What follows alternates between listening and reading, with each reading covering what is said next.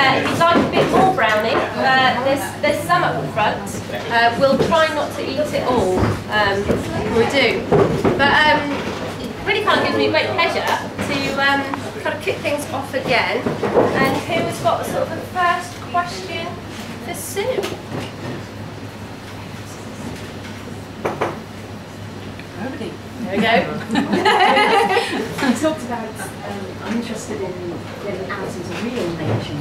Yeah. There's a lot of images that you've shown us tonight with virtual nature worlds. And do you think, is a virtual nature world sufficient? No, I don't think it's sufficient. Okay, I mean, looking at the images here, they're not natural environments. No. And the images themselves, whether it be a natural photograph, if you like, or an exactly reproduction of a natural environment. No. So in that respect, they are. The brain is taking in what the eye is seeing. The eye is not actually getting the ART, it's not actually getting those connections with nature. It's getting a connection with another falsely created image. So in terms of bringing nature into the virtual world, as in a virtual reality, is that valid, do you think? Well, I'm glad that you asked that, because that was a bit I missed out of the talk. It's very interesting. When I was looking at all this environmental psychology stuff, all these tests, I was saying about the aquarium and blah, blah, blah, and there's been a lot of experiments as well of things like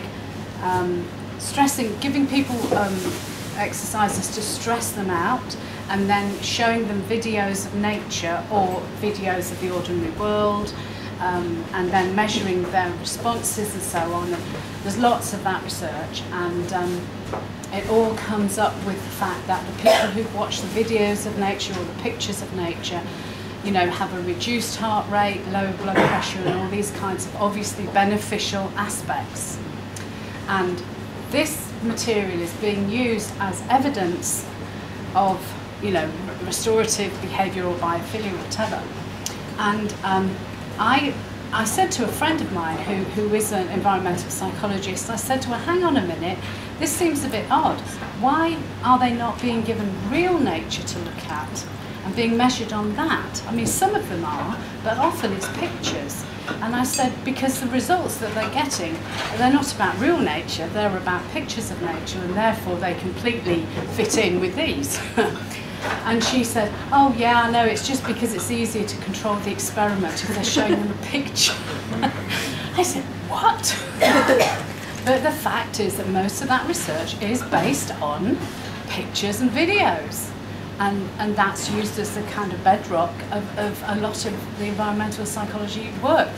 We may have somebody who completely contradicts that, but that's what I was told.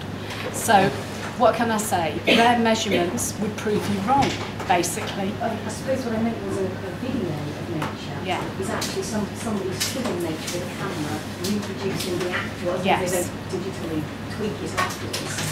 Whereas this is a facsimile. Whereas this is not a, it is an actual photograph of grass. It'll be reproduced many times on that left bank. And it probably isn't even, it may be a picture of a tree. This is, because there's ground. It's not a natural. This is built in Second Life, so it's completely designed. It's not a photograph put into Second Life, it's designed pixel by pixel. Which is different. What I sort of was getting at was that is it different to a video, which is a real nature at least? Yeah. Even though it's well, interestingly, very few people have done research that I've found into that difference, but there is one guy who has. His name is Dalchanov, I think. People want to follow this up on my website. The whole bibliography for the book is on my website. And he works in virtual worlds, and he did an experiment just to look at that very thing, because he said, people seem to be having biophilic positive benefits from being in nature-focused virtual worlds, but he said, I'm not sure if it's the nature or if it's the virtual world that's giving them the benefit. So he did do some experiments and concluded that it was not the virtual world. Not the virtual world. But he's the only person I know of. Surely you would expect that, though. If you think of paintings, it's just a different medium. Yeah. And we know from Copeland and Kaplan, they've shown that pictures of nature work just as effectively Yeah. the real nature. So that's just a different medium, isn't it? Yeah, because a It's all photograph of photographs, nature you know. might look more like nature, but actually it's not. So it's probably the whole case of, you know, we're observing this with our eyes, but what we're actually perceiving, our brain's filling in a lot of the details. Yeah. So although we see that that's a computer-generated image, a lot of the emotions that are probably coming from viewing that image are being filled in by the brain, and that association with the fact that, yes, that's grass, or those are trees, sort of thing. Yeah. The brain's doing a lot of the work for the person that's doing the illustrations, really. Yes, absolutely, yeah. Is there any understanding sort of behind that? Really, it was really interesting in terms of what our brain is seeing, and you know, our minds are processing. But how much is that, I suppose, a kind of a psychological response, or how much is it in terms of, you know, well, it is also psychological, but associations from, you know, what we're told to feel is calming and good for us and beneficial. Those spaces, you know. Yeah, I think a lot of it is that you do bring your own imagination and your own desire into it. So if you want to go there and be calmed, then you know, you will bring that desire to be calmed into it, and so it might be more effective. If you went in there in a different frame of mind, maybe it wouldn't be so effective. But there's a lot of theory about virtual life, which is very much about the fact that we bring our imaginations in and complete the picture, whatever that might be. Yeah. It's interesting what you said then, because you spoke about this was innate earlier on. Yes, we that's studied what it was he innate. reckons. Has that been proved? Has there any research been into that? Or I mean, it would just be interesting, following on from Becca's point about that your brain fills in a lot. So well, there's been a lot of debate about whether or not it is innate, and a book to look at if you're interested in following that up is that there's a book, again it's on my website, in my bibliography. It's called the Biophilia Hypothesis, and that's lots of essays by people arguing about this hypothesis. So there's a lot of people who believe biophilia exists, but less of them believe it's innate.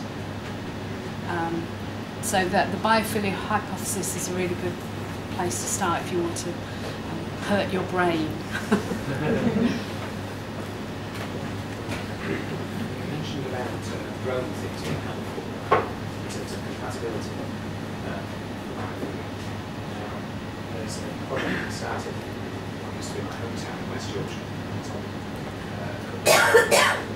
I can't hear this, sorry. It's called Incredible Neighbour. Oh, I've heard of that, yeah.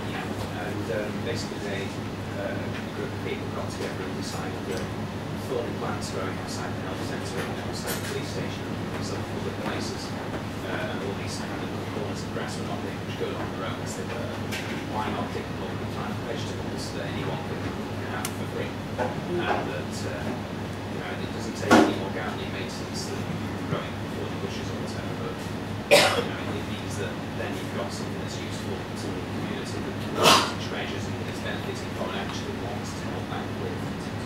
And so people are then getting back to nature and getting getting more involved by these sorts of community spirit in society.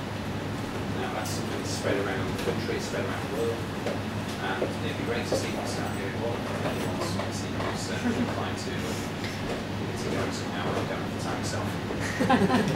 You don't want to do all the digging on your own, do you? Yeah, and linked to that, there's another very interesting project in Los Angeles, which again uses an iPhone app or a phone app to locate edible fruits around the city that you can have. So it creates this massive map of free fruit. And then, yeah, I don't know if they have that in England. Did they have that as part of Incredible Edibles? I think as part of that Every Egg Matters thing, they did an egg map. Basically, they started off with a couple of farms giving talks about free range and shelter there. Chickens were kept in the best conditions for their eggs. But with a top quality and sold on the top of the market, before long, 46 farms were involved in the main map. People now go on walks around to see them.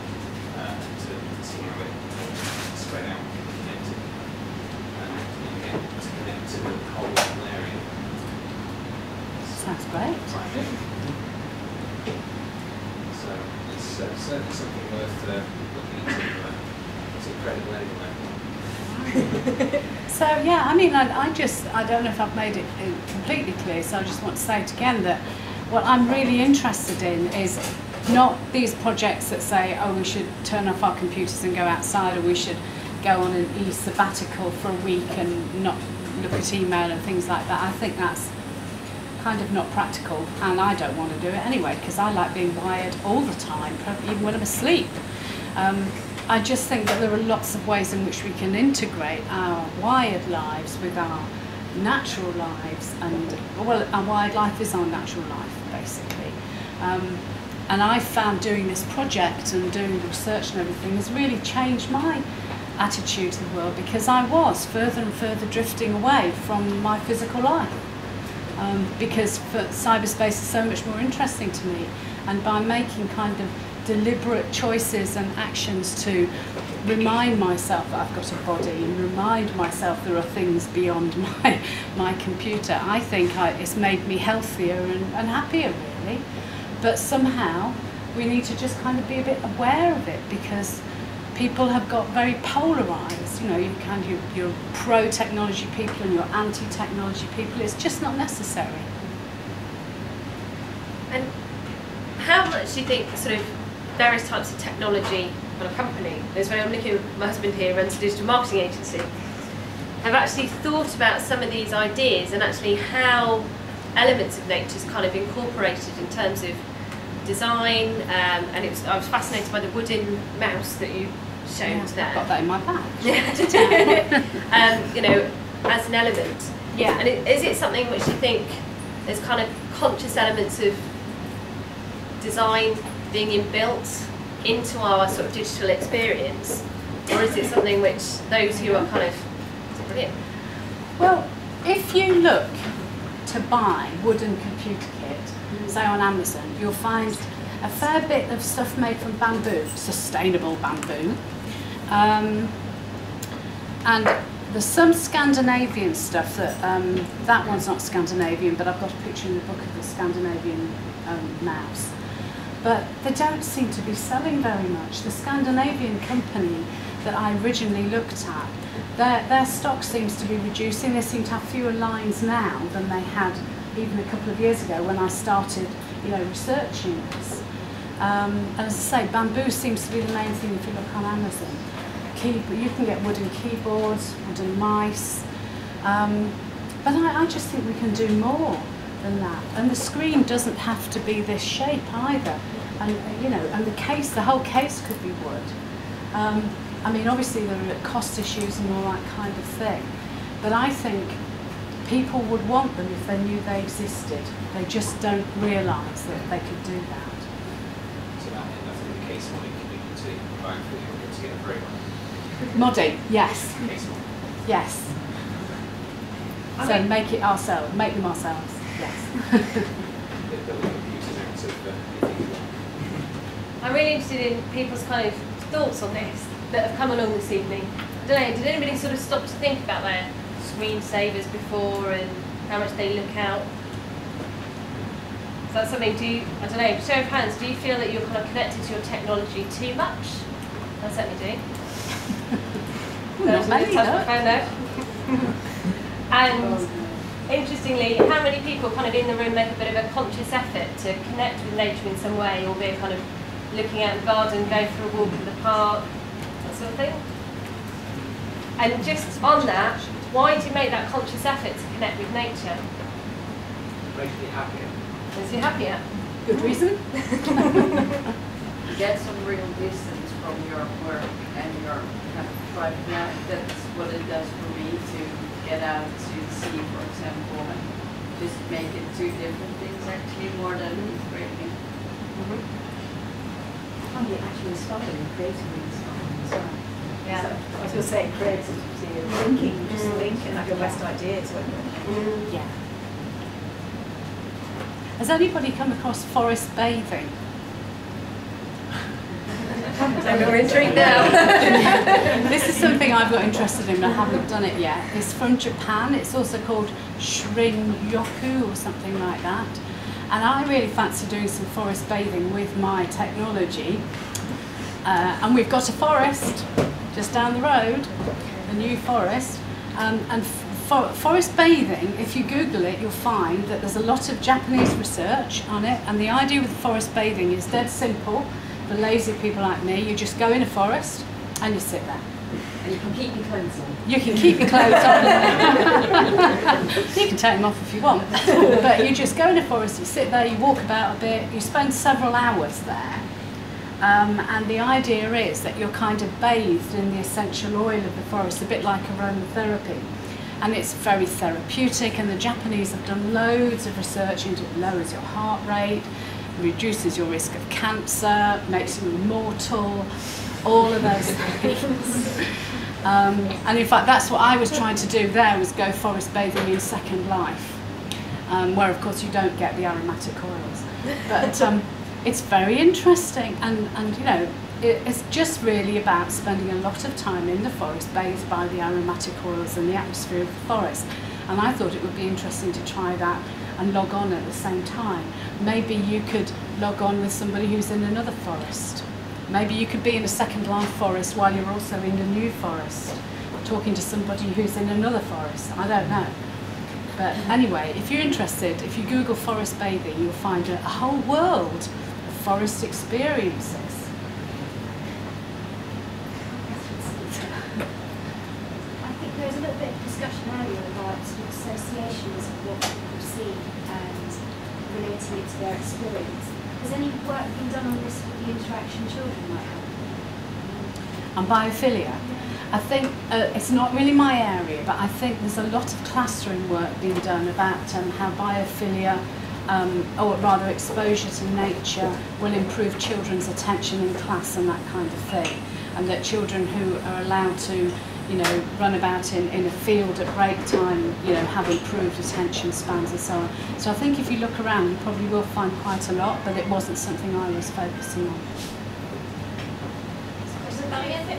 About what's it called, Second Life. Yeah.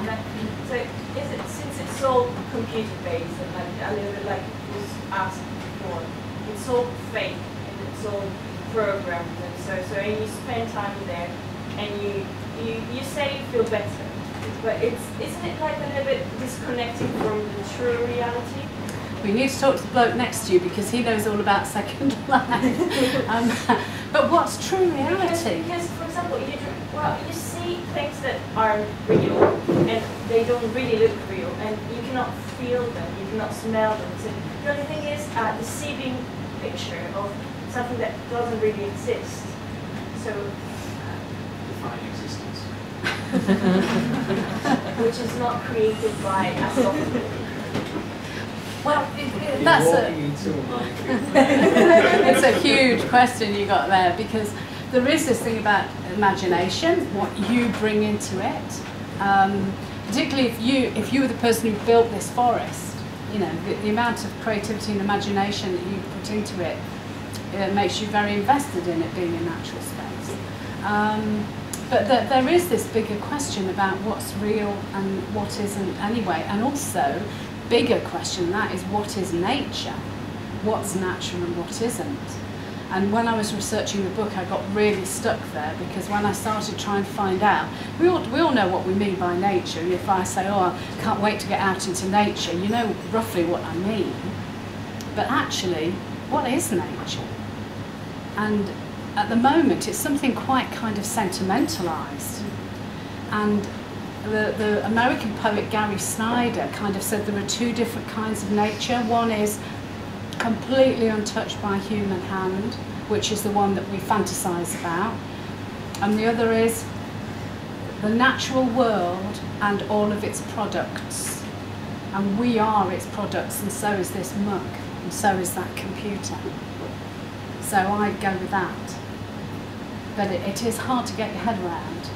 But I think we need to be careful when we think about nature and about idealising or sentimentalising something that is actually very amorphous. I think it's really interesting when you start looking at spaces and about what is untouched nature.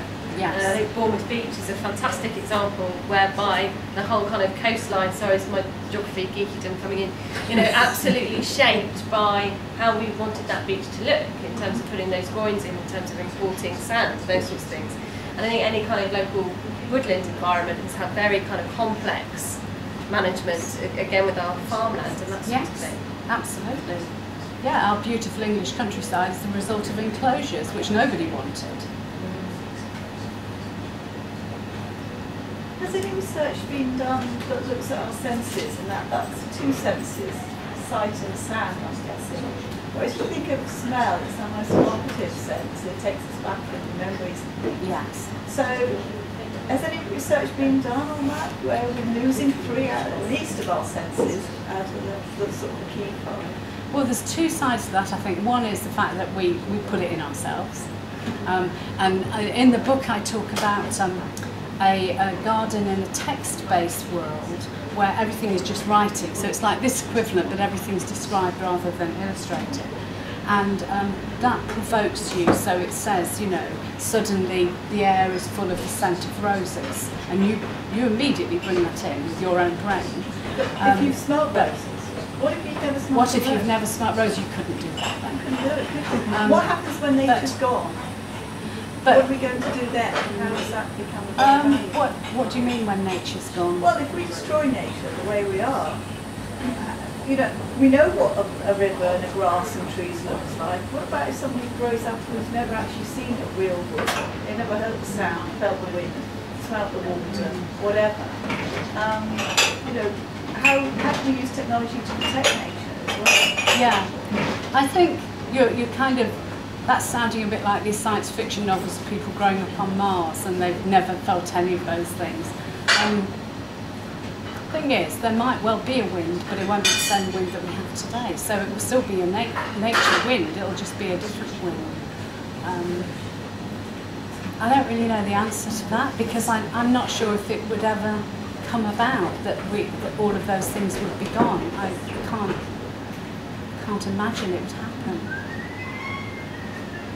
And I mean, our sensory system now is adjusted to our, you know, the way we live now. So what we smell is kind of slightly influenced by what's in the air. So it's different. If we were standing here 500 years ago, we would smell completely different things and our apparatus would probably be different. So I don't know how you can compare, really. Perhaps somebody else might have the answer.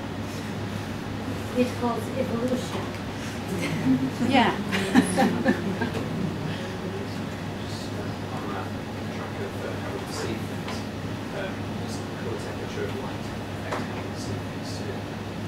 Take the example of the Tower Block in London where they had fluorescent lighting before and they had a very sort of nasty atmosphere to the place.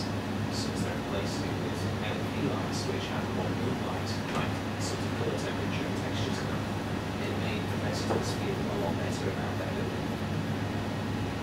And that's something that I've seen replicated in a lot of places where LEDs are installed, which you can achieve the colour temperature looks nice and make it seem just like moonlight, or just like sunlight or anything else like that. Just to sort of pick up on that, I was wondering, in terms of your experience, I know you've been researching this for a long time, how much do you think that sort of technology has evolved to give us almost like a better experience of nature through, you know, say a digital world, you know, perhaps in the last kind of 10 years? And I'm quite interested as well to know your thoughts of how that technology will evolve going forward. Will we be able to sort of see roses on our screen and smell them? And be interested to know your kind of thoughts on some of the technology innovators that you've spoken to. Well, ever since, you know, the movies, really, industry has been desperate to develop smell-o-vision. Whoever develops smell-o-vision will be a millionaire, multi-millionaire, but we can't do it. I mean, we can pipe the smell of bread through supermarkets and stuff, but nobody's really cracked it. But I mean, I'm sure that somebody somewhere is almost cracking it. So all of those things advance all the time, but then I suppose we're changing as well, and what we're what we're willing to accept is changing. So the two things are running parallel all the time. I think of those things, smell-o-vision is that's a real kind of hot ticket that everybody wants to get, because as you say, smell is such a deeply powerful, evocative sense.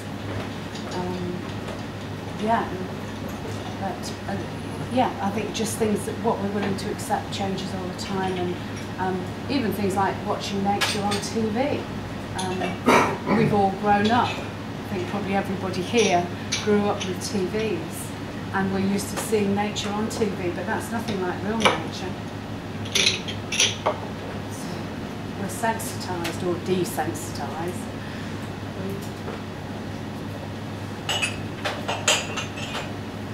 You mentioned right at the end about blue gin. I'm not quite sure what Yeah, you need to Google it, because I'm not quite sure where it completely comes from, but there's a research centre, I think it's the University of Plymouth, and I think the people involved are in Truro, and the professor is called Matt White, sounds like a paint, Matt White, and he's the guy who runs, I think, this group, and their project is called the Blue Gym, and it's all about well-being and the sea and the coast. I'm completely ignorant of that. Is it G-Y-M or J-I-M? G-Y-M, as in Jim. My sort of background research is all in public space, and I think Bournemouth's a really interesting example of really where we saw the Victorians and Edwardians plan a town full of big green public spaces on this sort of idea that having natural environment, enhanced quality of life and that sort of thing. And I was quite struck by your slide in terms of kind of connecting points, digital connection points. And I was just wondering about your kind of thoughts, in terms of cities in the future. Will we need to almost have the big green kind of Victorian parks that are very well designed, absolutely not natural in all sorts of ways, but were designed to be the lungs of our towns and cities? Like Central Park. Yeah, absolutely, those sorts of things. But whether there's any element that those will be replaced by kind of digital connection spaces in our cities, and we'll see that kind of creation of the virtual public spaces for improving our mental health and our physical health. And that's saying our town planners in the future. I mean, they already are. Again, if you look at, there's a very good book called Biophilic Design by Stephen Kellert and others, fantastic pictures, and lots of material in there. The architects are on it, absolutely on it. But I think their emphasis is on living plants, not rather than recreating plants. But for example, there's an interesting chapter, I think it's in Biophilic Design, about even things like the internal design of our house, the interior design, and how they look at things like, say, stone carving or tiling, that a lot of people will have maybe pictures of lizards or other animals built into the design or the structure of their house, which is biophilic. So it doesn't necessarily have to be a living plant, it could be pictures of animals or whatever. But yes, there's tons of it happening in cities, particularly in cities. Why not elsewhere, and why not in tech design? Just like to counter that. You're saying about we need parks in cities. I would say yes. Take a look at Istanbul and the recent protests around the development of the park there.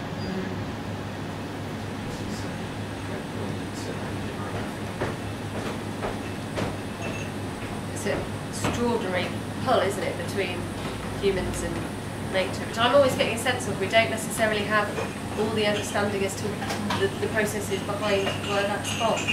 That's right. So that's where I started off, really, was, why do people want to build a village in cyberspace? Why do they want that? Why do they talk about things like as if they're a walled garden, and there's just loads and loads of those terms.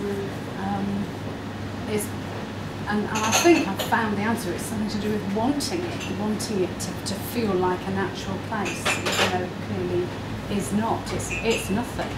There's nothing inside the space. It's just air and code, not even air. Okay, I think that has given us all a huge amount to think about, and I know I'm going to be looking at some of my sad-looking plants and slightly healthier-looking pets, fortunately, at home in kind of new eyes. So can we put our hands together and say an enormous thank you to Sue?